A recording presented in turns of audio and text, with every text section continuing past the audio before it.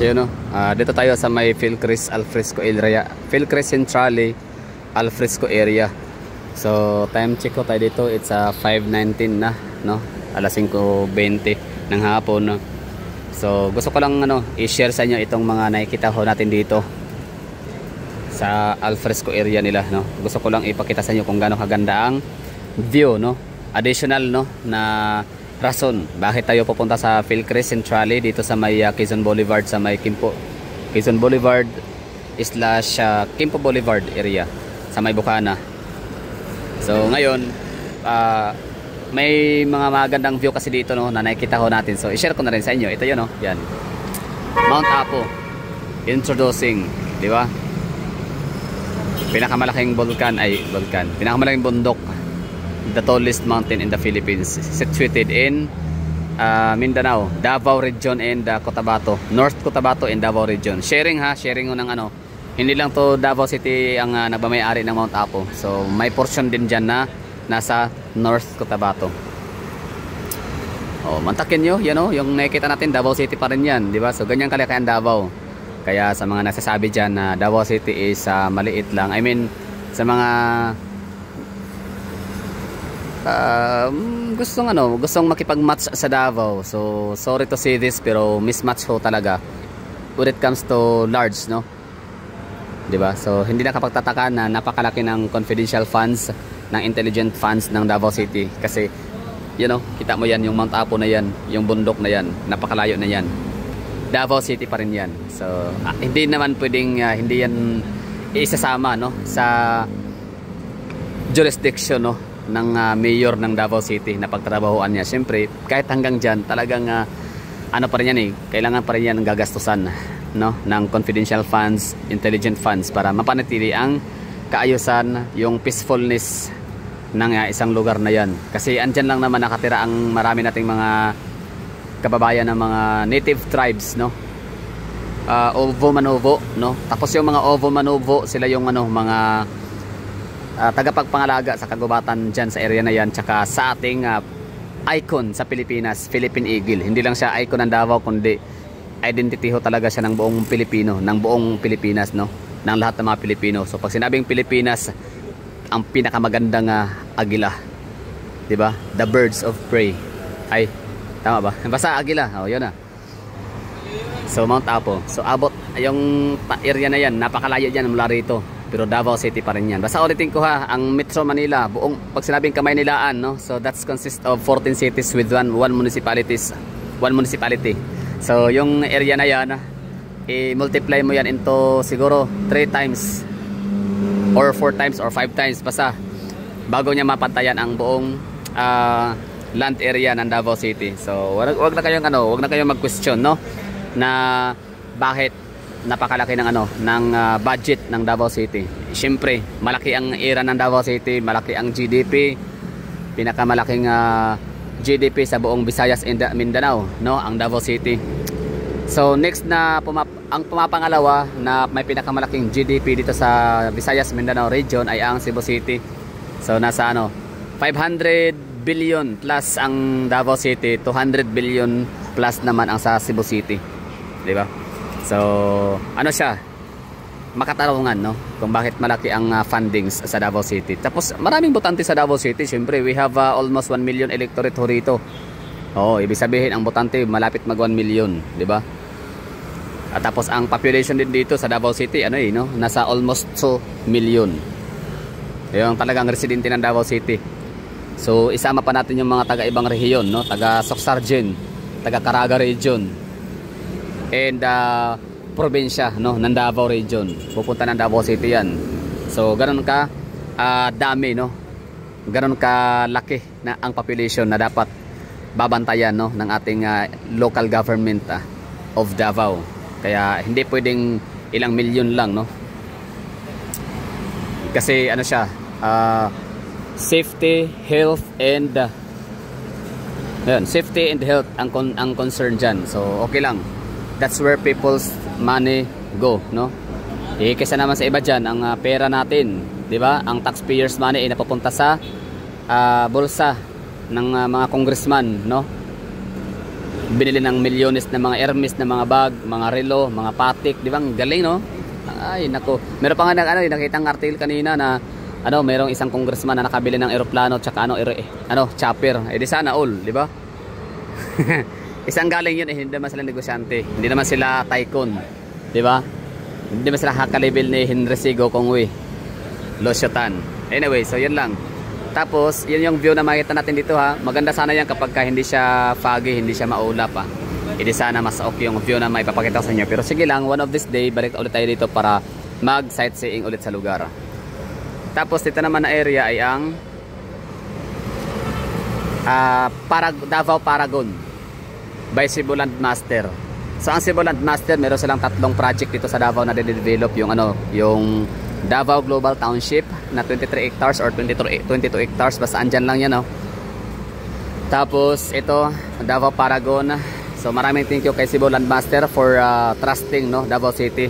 Negosyante yan sila, hindi naman sila yan na basa-basang maglalagay, magpo-put up ng business dito sa Davao City kung wala silang ginagawang feasibility study na kung magpa-prosper, kung magsasucceed ba or malulugi ba sila, So ibig sabihin, nag-put up sila ng business dito, hindi lang isa kundi 3 pa talaga. Ibig sabihin, Davao City is napakataas ng power consumption or consumption power, purchasing power, So DGT, Davao Paragon, and yung isa naman ay 17 hectares na Casamira sa may LPU Township sa may harap ng Davao City International Airport, harap ng Kingdom Hall sa kay Kibuloy area.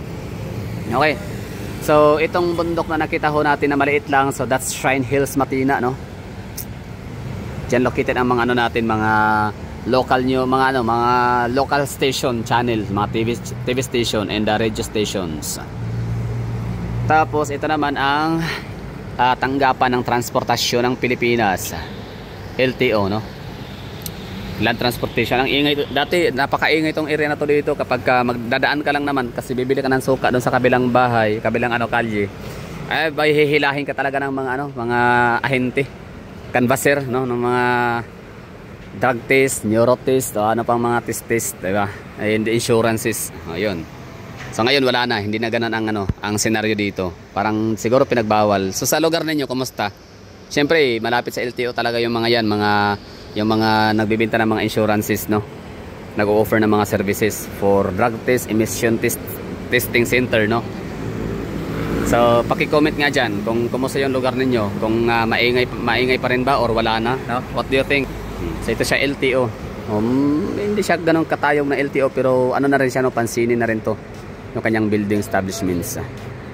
So dagdag na rin to sa ating city view, skyline, low rise building, ganun.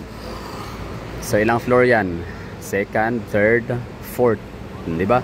Fourth floor, hanggang fourth floor sila. Tapos meron pa silang alfresco area, roof deck. Tapos ito namang nakikita natin dito, yan yung under construction, kasi may mga net pa, safety nets. So itong area na to dito, mababa lang ang mga gusali dito, mga medium built rice lang din sila, So anong gusali ba to dito? Itong newly built na or under construction. Tapos yung isa naman is Santras yan, di ba? Tama ba ako? Santras. Pero sige na, hindi na muna natin yan masyadong aalamin. Hindi yan na mahalaga kasi ang content na to is yung content na to is showcasing lang naman sa anong makikita natin dito na view, na magiging isa sa rason bakit tayo tatambay dito sa area, papunta magbili ng kape. Hindi lang tatambay kung mayroon kayong extra pera, bilhin na kayo ng donut. Saka magkano lang ba ang kape sa donut? 50 pesos, di ba? O nga pala, ang Mandarin dito wala na siyang ilaw, Ibig sabihin baka close lang sila ngayon dahil sa linggo. Tapos may hangover pa sa tawag nito sa Holy All Souls Day, kalag-kalag. Pero di ko makalimutan, 2015 or 2016 ba yun, kumain ako ng halo-halo dyan sa Mandarin Tea Garden.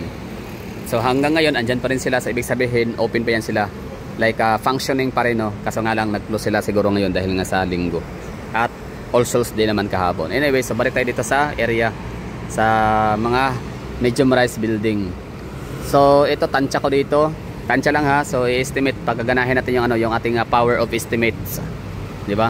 Scales na mag-estimate, So ilang floor ba to dito? Wait lang ha, tingnan natin, bilangin natin ano sa ating mata.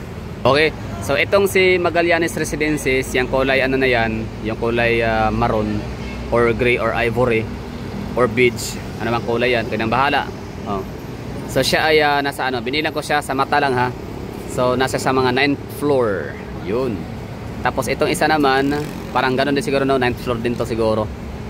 Mas mataas lang siya tignan kasi mas malapit siya. Tapos ito naman Santras, di ba? So mataas din yan. So nasa mga 9th floor to 10th floor, 11th floor, 12th floor. Siguro mataas lang siya tingnan. I mean malayo, maliit lang siya tingnan kasi nasa mas malayo siya na area. Galing no? So one of this day na wala, tinamad ako magpalipad ng drone. Sorry ha. May drone naman, tamad lang ako magpalipad. Totoo yan, oh. Kumbaga yung drone ko kasi binibili ko lang din naman talaga yan para sa mga bundok no. Kasi di mo pwede lakarin yung ano bundok. For example, sa Mati City, hindi mo pwedeng lakarin lang no. I-vlog mo yung buong Mati City kasi bulubundokin yun no. Taas baba, akyat baba, di ba? Yung sa may Marilog area, Marilog district, yung ating mga Sea of Clouds na napakaganda talaga na lugar. Hindi mo pwedeng lakad-lakadin yun no. So required talaga siya ng drone para ipakita mo ang topography ng area, 'di ba? Same din doon sa may Dahilayan Adventure Park, sa may Manolo Fortich, 'di ba? So hindi mo siya kakayanin na lalakad-lakadin lang sa sobrang daming tarik, akyat, baba, no?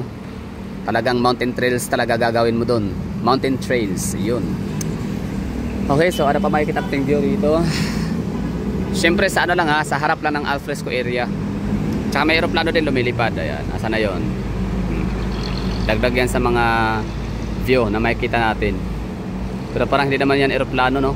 Parang helicopter yata yan. Maliit lang yun. Isang bilis ng galaw. Anyway, so yun lang. From afar, makikita natin yung yung under construction na Tooto Nipik Lane. Diba? Oh, kita nyo? So yan lang, ito lang naman libangan natin mga taga Davao, di ba? Ka-windboard dam strike, labas-labas, di ba? Kapag lumalabas tayo, sakay tayo ng jeep or taxi or ng ating mga services, mga sasakyan, di ba? Tayo, nag-i-enjoy tayo na titingala sa natin, sa ating skyline, sa ating kalye. Kasi nga unang-una, ang ganda ng ng kalye ng CM Recto kasi wala tayong makikita mga overhead wires, plus ang linis ng daanan, tapos ang ganda pa ng mga gusali no, matataas, mga high-rise buildings. Yan na nga, Tooto, Pick Lane, tapos yung Vivaldi Residences, Avida Towers, and syempre Marco Polo Hotel. Kasi sa Marco Polo Hotel parang natatabunan talaga siya ng matataas na gusali, pero hindi siya papatinag. Ibig ko sabihin, lumalaban pa rin siya when it comes to beauty, when it comes to aesthetically, di ba? Pagandahan ng hitsura, iba rin ang view talaga ni Marco Polo Hotel. So yun lang, napag-usapan natin ang topic na Marco Polo Hotel. Nagsarado siya ng pandemic, di ba? Tapos matagal siyang naka-resume. So ngayon magre-resume ulit ang Marco Polo Hotel, pero parang bago siniguro nila na may laban pa rin sila no, meron pa rin silang angas. So yun, nire-renovate, mas pinapaganda lalo ang kalang mga outside facade. Kasi nakikita ko dati parang luma no, parang naninilaw na yung yung mga gusali nila, yung mga window sills nila. So ngayon parang mas matingkad na kulay green ulit. Anyway, so going back tayo dito sa view. Yan lang, tapos ito kalsada and highway, Quimpo Boulevard.